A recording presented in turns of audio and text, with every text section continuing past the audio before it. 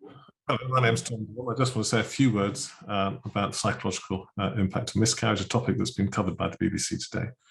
Now, for many women, an early pregnancy loss will be the most traumatic event that's ever happened in their lives, and it will lead a lasting legacy. Now, we know from our research that between 16 and 18% of women will have symptoms consistent with post-traumatic stress disorder at least 9 months after the loss, and without appropriate treatment for many of these women, this will simply not get better.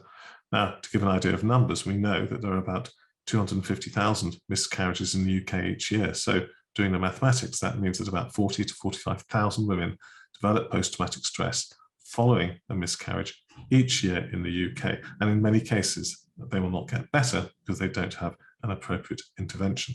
Now, looking globally, we believe there are about 23 million miscarriages each year.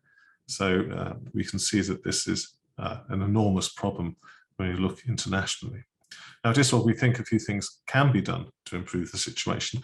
We think that we need to identify people at risk of post-traumatic stress, possibly by screening for this 3 months after a loss, although we do need to do some research to look at how this performs.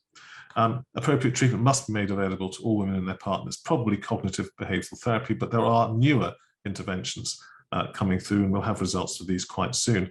We need to understand the main factors that make the experience of miscarriage even worse than it is already, to reduce the traumatic impact. And examples would include the type of treatment, reducing diagnostic delay, how we talk about miscarriage, the language we use, the empathy of staff, and the environment that we use to see women with early pregnancy problems. Now, ISUOG exists to provide education, and we think that all clinicians taking care of women with an early pregnancy loss must see appropriately trained staff, obviously in diagnostics such as ultrasound, but also in providing appropriate communication so that they can deliver the type of compassionate care we'd expect.